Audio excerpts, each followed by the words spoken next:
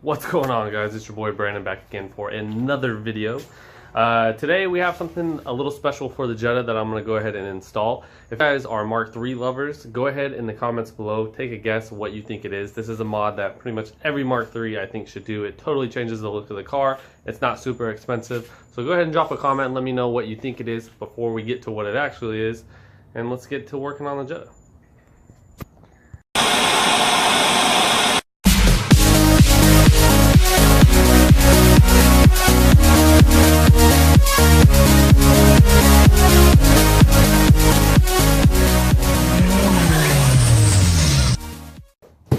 Alright guys, so as you can see we got a pretty hefty box here. We're going to start with the little stuff up top and then go ahead and try to guess as I pull out the stuff with in your head and see if you can kind of figure out what it is. So, let's start with, we have some brackets and hardware, some electrical adapter harnesses, and it has to do with the front end of the car. So go ahead, drop that comment, and let me know what you think it is. I'll wait. Alright, you guys ready? So today we're going to actually be putting on some smoked Ecodes to the Jetta. So basically, for you guys who are new to Volkswagen and don't really know what these are, Ecodes are basically the Euro friendly or the Euro edition headlights that they get over there in Germany. The differences are, besides the beam pattern, the fact that they're a lot smoother. They don't have these nipples. You can see these nipples here, and it's a really kind of ugly chamber that the lights are in, whereas these are smooth. They don't have that. They actually have a city light included in the inside that allows you to run like a running light. It looks really cool. It looks really aggressive, and overall I've always liked this look a lot better than, say, the standard NA light. Typically, I've done my best to always get this put on. This, however, is going to be a little different. There's two ways of going about doing it. Well, three ways if you want to get technical. The first way, the best way, is to actually have a Vento, which is what the Jetta is in Germany and other countries, rad support. By having a Vento rad support, then the headlight will just fit right up, no problem.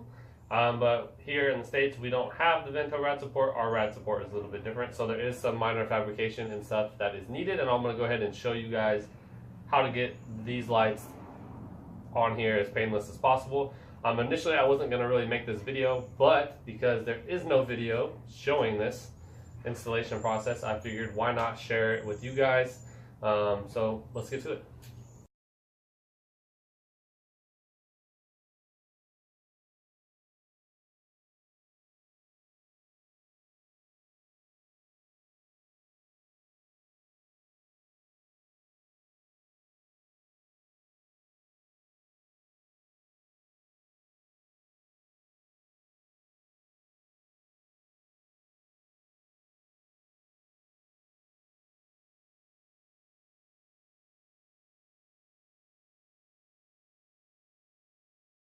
Alright, now that you actually have the headlights removed, another important thing to do is make sure you take those bulbs out, especially if you have HIDs, and put them aside somewhere so that when you're messing with everything you don't crack those bulbs, and then you go to put your new headlights in and you don't have a bulb to put in it. So I just kind of put them to the side.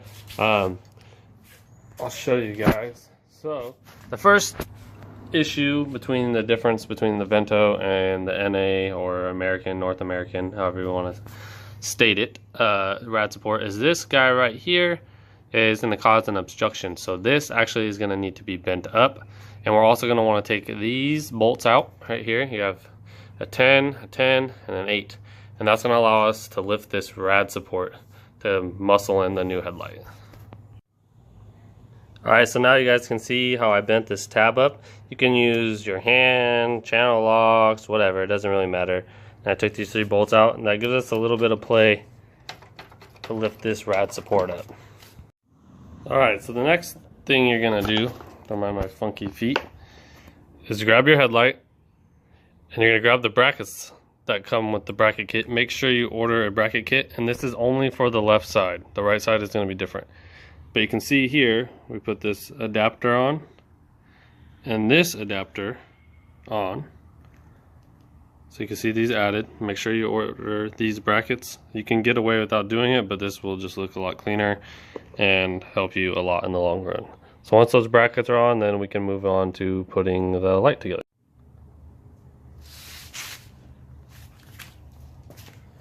So at this point, you probably could put your electrical together if you wanted to. I'm gonna go ahead and wait and do that later.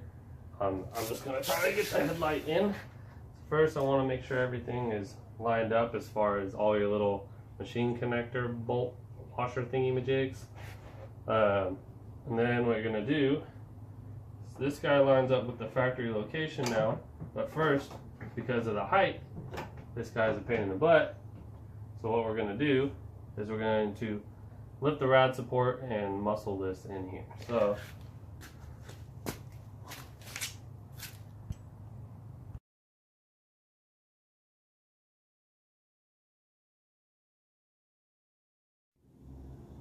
alright, so we got one in. It took me a little bit longer than expected because I stopped recording while I was doing some of the wiring.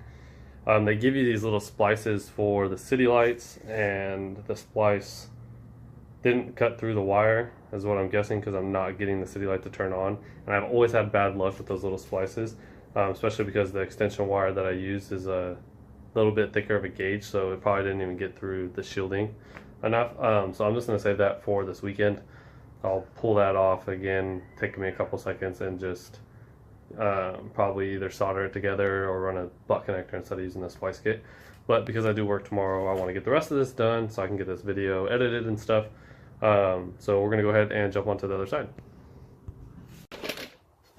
So because this is such a tighter space, I'm going to go ahead and start taking care of the wiring situation first. That way I don't have to hopefully remove the intake and stuff. So starting with that, on the back you have this cap here. You're going to want to drill a hole if you're running HIDs. If you're not running HIDs, you will probably be okay because the power connector is right here. But because I'm running HIDs, I have to be able to run spades into this harness here, so I have to cut this hole.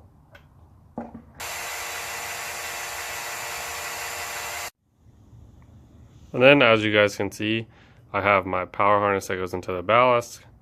Ran these little butt connectors to these spade bits, and these spades will essentially just plug in to here. And you have your high beam, your regular, and your ground. Yellow is your regular. This guy here is your ground. Brown is like universal ground in Germany, or at least Volkswagens, and then this is your high beam. I'm only running these two, so I just plug it into the corresponding bits, run it through that guy, and we're golden. So you'll notice there's these little nipples all over the headlights. Focus. Focus. The upper inner one, the one right here, is the inside of the headlight. Doink doink. Goes right there. Needs to come off, so cut it with something. Alright, the next step in this fiasco is clearance. So you can see here we have this little Humpty Dumped. This needs to come out to make clearance for that headlight. So we're going to have to trim that. You can use an angle grinder, saw, whatever you got. But you need to cut this guy out. Just like that, she's done. So it's a pretty simple install. It does take a little bit of time just because it's a little tedious. The rad support, the wiring and stuff. And like I said, I didn't even get to doing the city lights because of those stupid little splices. So I would say that's probably going to take me an additional 35-40 minutes. But overall, I think it looks way better. I'll go ahead and show you guys. The garage is a mess. But I'll give you an idea what it looks like, and then I'll pull it out, let you see it with the lights on at nighttime and everything else. So.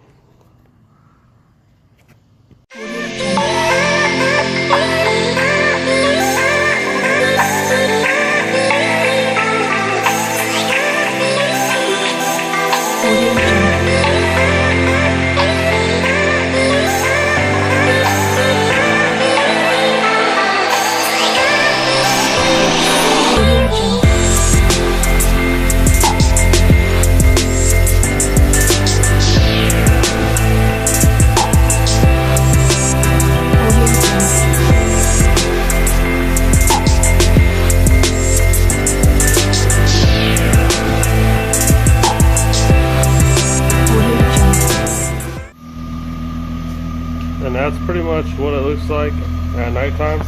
Guys, so that pretty much sums up the video. I hope you like it. If you have any questions, be sure to leave a comment below or shoot me a DM on Instagram. I can answer any questions you guys got about the wiring and fitment. I try to be as detail oriented as I could, but since I was cut for time, I had to jump through some stuff and kind of just explain it and then let you guys do it on your own.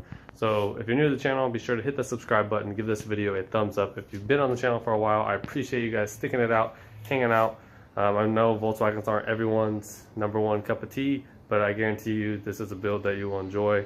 You'll enjoy the footage to come, and I'll catch you guys on the next one.